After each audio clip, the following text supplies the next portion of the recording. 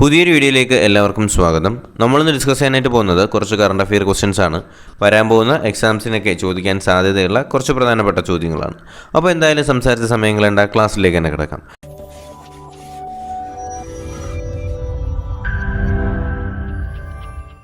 ഒന്നാമത്തെ ചോദ്യം എന്ന് പറയുന്നത് 2022 ഓസ്ട്രേലിയൻ ഓപ്പൺ വനിതാ സിംഗിൾസ് കിരീടം നേടിയത് ആരാണ്? എന്താണ് ചോദ്യം? 2022 ഓസ്ട്രേലിയൻ ഓപ്പൺ വനിതാ സിംഗിൾസ് കിരീടം നേടിയത് ആരെന്നാണ് നമ്മുടെ ഒന്നാമത്തെ ചോദ്യം. ആരാണ് ഓസ്ട്രേലിയൻ ഓപ്പൺ സിംഗിൾസ് വനിതാ കിരീടം നേടിയ വ്യക്തി? ആരാണ്? ഓപ്ഷൻ ബി ആണ് ശരി ഉത്തരം. ആഷ്ലി ബാർട്ടിയാണ് ശരി ഉത്തരം കേട്ടോ. അപ്പോൾ ആഷ്ലി ബാർട്ടിയാണ് എന്ത് ചെയ്തിട്ടുള്ളത്? 2022 ഓസ്ട്രേലിയൻ ഓപ്പൺ വനിതാ സിംഗിൾസിലെ കിരീടം നേടിയതാരാണ്? ആഷ്ലി ബാർട്ടിയാണെന്ന് അറിഞ്ഞിരിക്കുക. രണ്ടാമത്തെ ചോദ്യത്തിലേക്ക് കടക്കാം. സംസ്ഥാനത്ത് ആദ്യമായി സമ്പൂർണ്ണ ബയോമൈനിങ് പദ്ധതിക്ക് തുടക്കം കുറിച്ച കോർപ്പറേഷൻ ഏതാണ്? എന്താണ് ചോദ്യം? സംസ്ഥാനത്ത് ആദ്യമായി സമ്പൂർണ്ണ ബയോമൈനിങ് പദ്ധതിക്ക് തുടക്കം കുറിച്ച കോർപ്പറേഷൻ ഏതെന്നാണ് നമ്മുടെ രണ്ടാമത്തെ ചോദ്യം. അപ്പോൾ ബയോമൈനിങ് പദ്ധതിക്ക് തുടക്കം കുറിച്ച കോർപ്പറേഷൻ ഏതെന്ന് ചോദിച്ചാൽ അത് നമ്മുടെ കൊല്ലത്താണ് കേട്ടോ. അപ്പോൾ കൊല്ലത്തിലാണ് സംസ്ഥാനത്ത് ആദ്യമായിട്ട് സമ്പൂർണ്ണ ബയോമൈനിങ് പദ്ധതിക്ക് തുടക്കം കുറിച്ച കോർപ്പറേഷനാണ് കൊല്ലം കോർപ്പറേഷൻ എന്ന് അറിഞ്ഞിരിക്കുക. മൂന്നാമത്തെ ചോദ്യം. കേരളത്തിൽ ഹയർ സെക്കൻഡറി, ഹൈസ്കൂള് എന്നിവയുടെ ഐകീകരണം ശുപാർശ ചെയ്ത കമ്മിറ്റി ഏതാണ്? എന്താണ് ചോദ്യം? കേരളത്തിൽ ഹയർ സെക്കൻഡറി, ഹൈസ്കൂള് എന്നിവയുടെ ഐകീകരണം ശുപാർശ ചെയ്ത കമ്മിറ്റി ഏതെന്നാണ് നമ്മുടെ മൂന്നാമത്തെ ചോദ്യം. അപ്പോൾ ഏത് കമ്മിറ്റിയാണ് ഹൈസ്കൂളും ഹയർ സെക്കൻഡറിയിലേക്ക് ഐകീകരണം ശുപാർശ ചെയ്ത കമ്മിറ്റി ഏതാണ്? നമ്മുടെ ഖാദർ കമ്മിറ്റിയാണ് കേട്ടോ. ഓപ്ഷൻ ബി ആണ് ശരി ഉത്തരം. ഖാദർ കമ്മിറ്റിയാണ് ഹൈസ്കൂളും ഹയർ സെക്കൻഡറിയിലേക്ക് ഐകീകരണത്തിന് വേണ്ടിയിട്ട് ശുപാർശ ചെയ്ത കമ്മിറ്റിയാണ് ഖാദർ കമ്മിറ്റി എന്ന് അറിഞ്ഞിരിക്കുക. നാലാമത്തെ ചോദ്യം. ഗേറ്റ് വേ ഓഫ് മുസരിസ് എന്ന് അറിയപ്പെടുന്ന അല്ലെങ്കിൽ എന്ന് വിശേഷണമുള്ള സംസ്ഥാനത്തെ ആദ്യത്തെ പൈതൃക ബീച്ച് ഏതാണ്? എന്താണ് ചോദ്യം? ഗേറ്റ് വേ ഓഫ് മുസരിസ് എന്ന് വിശേഷണമുള്ള സംസ്ഥാനത്തെ ആദ്യത്തെ പൈതൃക ബീച്ച് ഏതെന്നാണ് നമ്മുടെ നാലാമത്തെ ചോദ്യം. ഏതാണ്? ഓപ്ഷൻ സി ആണ് ശരി ഉത്തരം. മുനക്കൽ ബീച്ചാണ്. അപ്പോൾ ഗേറ്റ് വേ ഓഫ് മുസിരിസ് എന്ന് വിശേഷണമുള്ള സംസ്ഥാനത്തെ ആദ്യത്തെ പൈതൃക ബീച്ച് ഏതാണ്? മുനക്കൽ ബീച്ചാണെന്ന് അറിഞ്ഞിരിക്കുക. അഞ്ചാമത്തെ ചോദ്യം. വാക്സിൻ എടുക്കാത്തതിനെ തുടർന്ന് ടെന്നീസ് താരം നൊവാക് ദ്യോക്കോവിച്ചിനെ സമൂഹത്തിന് ഭീഷണിയായി പ്രഖ്യാപിച്ച രാജ്യം ഏതാണ്? എന്താണ് ചോദ്യം? നൊവാക് ദ്യോക്കോവിച്ച് വാക്സിൻ എടുത്തില്ല, അതുകൊണ്ട് അങ്ങനെ എന്ത് ചെയ്തു? സമൂഹത്തിന് തന്നെ ഒരു ഭീഷണിയാണ് നൊവാക് ദ്യോക്കോവിച്ച് എന്ന് പ്രഖ്യാപിച്ച രാജ്യം ഏതെന്നാണ് നമ്മുടെ അഞ്ചാമത്തെ ചോദ്യം. ഏത് രാജ്യമാണ്? ഓസ്ട്രേലിയയാണ് കേട്ടോ. അപ്പോൾ ഓസ്ട്രേലിയയാണ് എന്ത് ചെയ്തിട്ടുള്ളത്? ടെന്നീസ് താരം നൊവാക് ദ്യോക്കോവിച്ചിനെ വാക്സിൻ എടുക്കാത്തതിനെ തുടർന്ന് സമൂഹത്തിന് ഭീഷണിയാണെന്ന് പ്രഖ്യാപിച്ച രാജ്യമാണ് ഓസ്ട്രേലിയ. ആറാമത്തെ ചോദ്യം എന്താണ്? 5 വയസ്സ് വരെയുള്ള കുട്ടികൾക്ക് കോവിഡ് വാക്സിൻ നിർബന്ധമാക്കിയ ആദ്യ രാജ്യം ഏതാണ്? എന്താണ് ചോദ്യം? 5 വയസ്സ് വരെയുള്ള കുട്ടികൾക്ക് കോവിഡ് വാക്സിൻ നിർബന്ധമാക്കിയ ആദ്യ രാജ്യം ഏതാണ്? ആദ്യ രാജ്യം?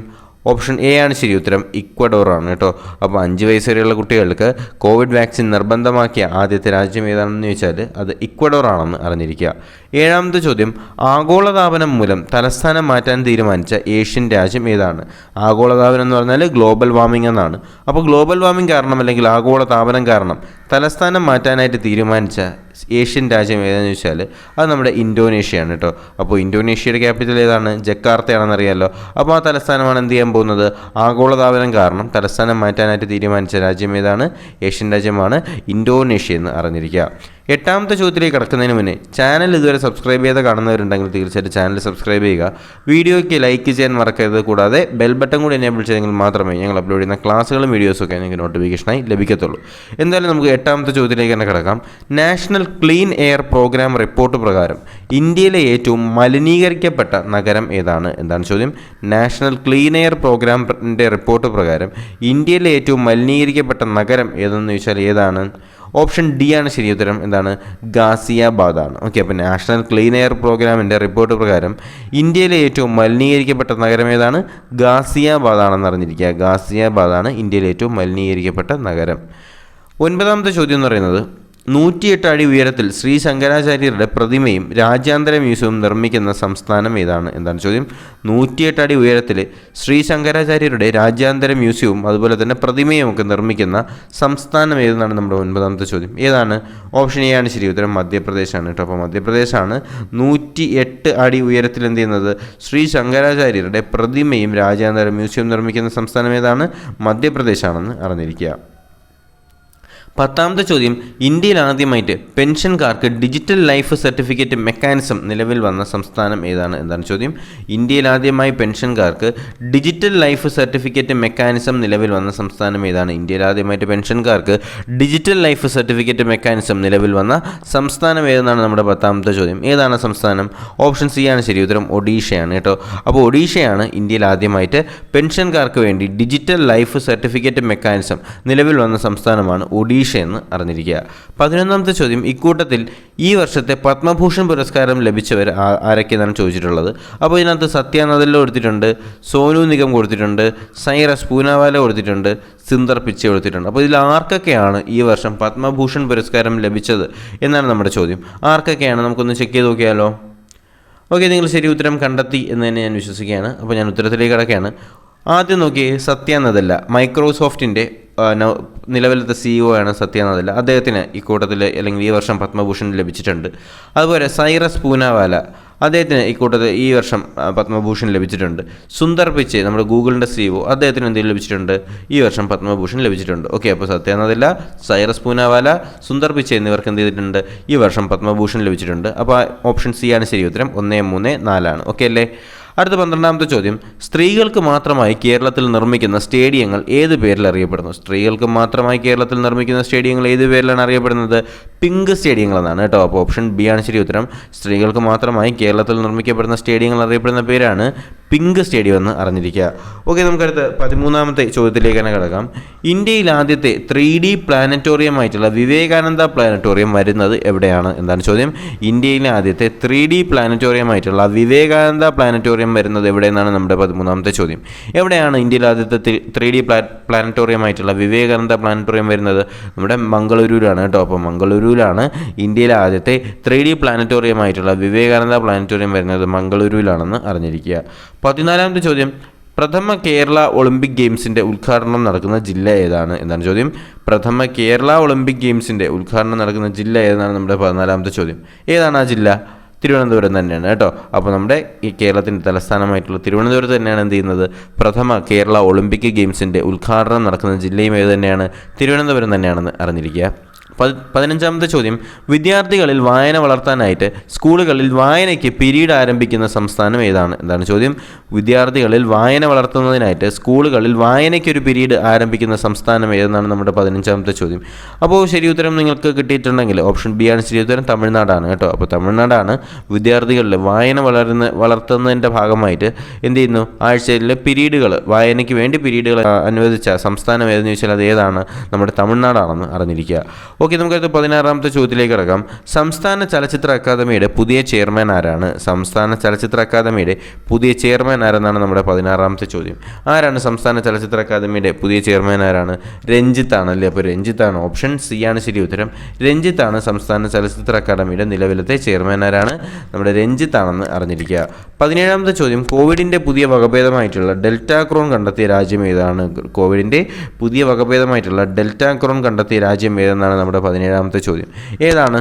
ഓപ്ഷൻ സി ആണ് ശരി ഉത്തരം. സൈപ്രസ് ആണ് കേട്ടോ. സൈപ്രസിലാണ് കോവിഡിൻ്റെ പുതിയ വകഭേദമായിട്ടുള്ള ഡെൽറ്റാക്രോൺ കണ്ടെത്തിയ രാജ്യം ഏതാണ്? സൈപ്രസ് ആണെന്ന് അറിഞ്ഞിരിക്കുക. 18ാമത്തെ ചോദ്യം, ഇന്ത്യയിലെ ആദ്യത്തെ റബ്ബർ ചെക്ക് ഡാം നിർമ്മിച്ചത് എവിടെയാണ്? എന്താണ് ചോദ്യം.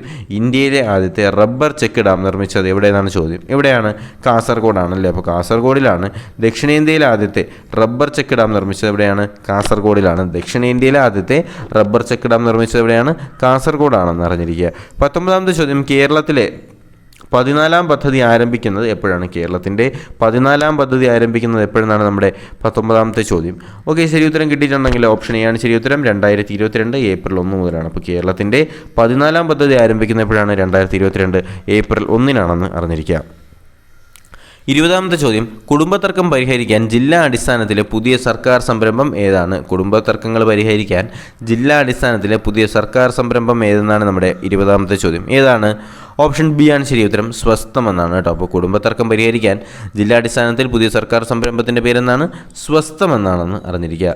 ഓക്കെ, നമുക്ക് അടുത്ത ചോദ്യത്തിലേക്ക് തന്നെ കിടക്കാം. 21ാമത്തെ ചോദ്യം, 2021-22 വിജയ് ഹസാരെ ക്രിക്കറ്റ് ടൂർണമെൻറ്റ് ജേതാക്കളായ സംസ്ഥാനം ഏതാണ്? 2021-22 വിജയ് ഹസാരെ ക്രിക്കറ്റ് ടൂർണമെൻറ്റ് ജേതാക്കളായിട്ടുള്ള സംസ്ഥാനം ഏതെന്നാണ് നമ്മുടെ 21ാമത്തെ ചോദ്യം. ഏതാണ്? ഓപ്ഷൻ ഡി ആണ് ശരി ഉത്തരം, ഹിമാചൽ പ്രദേശാണ്. അപ്പോൾ ഹിമാചൽ പ്രദേശാണ് എന്ത് ചെയ്തിട്ടുള്ളത് 2021-22 വിജയ് ഹസാരെ ക്രിക്കറ്റ് ടൂർണമെൻറ്റ് ജേതാക്കളായിട്ടുള്ള സംസ്ഥാനം ഏതാണ്? ഹിമാചൽ പ്രദേശാണെന്ന് അറിഞ്ഞിരിക്കുക. ഏതാണ്? Vijay Hazare cricket tournament. 22ാമത്തെ ചോദ്യം, സംസ്ഥാനത്തെ 14 ജില്ലകളിലും നവോത്ഥാന നായകന്മാരുടെ പേരിൽ സാംസ്കാരിക സമുച്ചയം സ്ഥാപിക്കുന്നതിൻ്റെ ഭാഗമായിട്ട് ശ്രീനാരായണ ഗുരുവിൻ്റെ പേരിലുള്ള സ്മാരകം അല്ലെങ്കിൽ അദ്ദേഹത്തിൻ്റെ പേരിലുള്ള സാംസ്കാരിക സമുച്ചയം സ്ഥാപിക്കുന്നത് എവിടെയെന്നാണ് നമ്മുടെ ചോദ്യം. എന്താണ്? സംസ്ഥാനത്തെ 14 ജില്ലകളിലും നവോത്ഥാന നായകന്മാരുടെ പേരിലുള്ള സാംസ്കാരിക സമുച്ചയം സ്ഥാപിക്കുന്നതിൻ്റെ ഭാഗമായിട്ട് ശ്രീനാരായണ ഗുരുവിൻ്റെ പേരിലുള്ള സ്ഥാപനം അല്ലെങ്കിൽ സമുച്ചയം സ്ഥാപിക്കുന്നത് എവിടെയെന്നാണ് നമ്മുടെ 22ാമത്തെ ചോദ്യം. ഓക്കെ, ശരി ഉത്തരം കിട്ടിയിട്ടുണ്ടെങ്കിൽ ഓപ്ഷൻ എ ആണ് ശരി ഉത്തരം. എന്താണ്? ആശ്രമമാണ് കേട്ടോ. അപ്പോൾ ആശ്രമം എന്ന് പറയുന്ന സ്ഥലത്താണ് ശ്രീനാരായണ ഗുരുവിൻ്റെ പേരിലുള്ള സാംസ്കാരിക സമുച്ചയം വരാനായിട്ട് പോകുന്നത് ആശ്രമത്താണെന്ന് അറിഞ്ഞിരിക്കുക. 23ാമത്തെ ചോദ്യം, സർക്കാർ ബസ്സുകളിൽ GPS സംവിധാനം നടപ്പിലാക്കുന്ന സംസ്ഥാനമാണ് ഏത്? കേരളം. ഓക്കെ, അപ്പോൾ സർക്കാർ ബസ്സുകളിൽ GPS സംവിധാനം നടപ്പിലാക്കുന്ന സംസ്ഥാനം ഏതാണ്? കേരളം എന്നാണ്. അപ്പോൾ സർക്കാർ ബസ്സുകളിൽ GPS സംവിധാനം നടപ്പിലാക്കുന്ന സംസ്ഥാനമാണ് കേരളമെന്ന് അറിഞ്ഞിരിക്കുക. 24ാമത്തെ ചോദ്യം, തിരുവനന്തപുരത്ത് കേരള പബ്ലിക് സർവീസ് കമ്മീഷൻ്റെ ആസ്ഥാന ഓഫീസിൽ ശലഭോദ്യാനം തുറക്കുന്നത് ആരുടെ സ്മരണാർത്ഥമാണ്? എന്താണ് ചോദ്യം? തിരുവനന്തപുരത്തെ കേരള PSCയുടെ ഓഫീസ് അല്ലെങ്കിൽ തുളസി ഹിൽസ് ഒക്കെ അറിയാമല്ലോ. അപ്പോൾ അവിടെ എന്ത് ചെയ്യുകയാണ്? നമ്മൾ ശലഭോദ്യാനം തുറക്കാനായിട്ട് പോവുകയാണ്. അത് ആരുടെ സ്മരണാർത്ഥമാണെന്നാണ് നമ്മുടെ 24ാമത്തെ ചോദ്യം. ആരുടെ സ്മരണാർത്ഥമാണ്? ഓപ്ഷൻ ഡി ആണ് ശരി ഉത്തരം, സുഗതകുമാരിയാണ് കേട്ടോ. അപ്പോൾ സുഗതകുമാരിയുടെ സ്മരണാർത്ഥമാണ് എന്ത് ചെയ്യുന്നത്? തിരുവനന്തപുരം കേരള PSCയുടെ ഓഫീസിൽ ശലഭോദ്യാനം തുറക്കുന്നത് ആരുടെ പേരിലാണ്? സുഗതകുമാരിയുടെ പേരിലാണെന്ന് അറിഞ്ഞിരിക്കുക. അടുത്ത നമ്മുടെ 25ാമത്തെ ലാസ്റ്റ് ക്വസ്റ്റ്യനിലേക്ക് കടക്കുകയാണ്. 2022 ജനുവരിയിൽ കേരളത്തിലെ ആദ്യത്തെ ബയോ ട്രീറ്റ് പദ്ധതി എവിടെയാണ് പ്രാബല്യത്തിൽ വന്നത്? എന്താണ്? 2022 ജനുവരിയിൽ കേരളത്തിലെ ആദ്യത്തെ ബയോ ട്രീറ്റ് പദ്ധതി ആരംഭിച്ചത് അല്ലെങ്കിൽ പ്രാബല്യത്തിൽ വന്നത് എവിടെയെന്നാണ് നമ്മുടെ 25ാമത്തെ ചോദ്യം. ഓക്കെ, ഓപ്ഷൻസ് വായിച്ച് ശരി ഉത്തരം കണ്ടെത്തിയിട്ടുണ്ടെങ്കിൽ ഓപ്ഷൻ സി ആണ് ശരി ഉത്തരം, തൃപ്പൂണിത്തുറയാണ് കേട്ടോ. അപ്പോൾ തൃപ്പൂണിത്തുറയിലാണ് 2022 ജനുവരിയിൽ കേരളത്തിലെ ആദ്യത്തെ ബയോ ട്രീറ്റ് പദ്ധതി എവിടെയാണ് വരുന്നത്? തൃപ്പൂണിത്തുറയിലാണെന്ന് അറിഞ്ഞിരിക്കുക. ഓക്കെ, നമ്മളിന്ന് ഡിസ്കസ് ചെയ്തത് പ്രധാനപ്പെട്ട 25 ചോദ്യങ്ങളാണ്. അപ്പോൾ നിങ്ങൾക്ക് ഇതിനകത്ത് നിന്ന് കുറേ ഉത്തരങ്ങൾ കിട്ടി, കുറേ എണ്ണം നിങ്ങൾ പഠിച്ചു എന്നൊക്കെ വിശ്വസിക്കുന്നു. ഫലപ്രദമായി എന്ന് തന്നെ എനിക്ക് ഉറപ്പുണ്ട്. അപ്പോൾ അങ്ങനെയാണെങ്കിൽ തീർച്ചയായിട്ടും വീഡിയോ ലൈക്ക് ചെയ്യുക, ചാനൽ സബ്സ്ക്രൈബ് ചെയ്യുക, തീർച്ചയായിട്ടും നിങ്ങളുടെ സുഹൃത്തുക്കളിലേക്ക് കൂടി എത്തിച്ചു കൊടുക്കുക. അതുപോലെ തന്നെ നോട്ടിഫിക്കേഷൻസും കാര്യങ്ങളൊക്കെ ലഭിക്കുന്നതിനായിട്ട് നമ്മുടെ ബെൽ ബട്ടൺ കൂടി എനേബിൾ ചെയ്ത ശേഷം ടെലഗ്രാം ചാനൽ കൂടി ജോയിൻ ചെയ്യാനായിട്ട് മറക്കരുത്. ലിങ്ക് ഞാൻ ഡിസ്ക്രിപ്ഷൻ ബോക്സിൽ കൊടുത്തിട്ടുണ്ട്. അപ്പോൾ പുതിയൊരു വീഡിയോ ആയിട്ട് കാണുന്നവരേക്കും എല്ലാവർക്കും ബൈ ബൈ.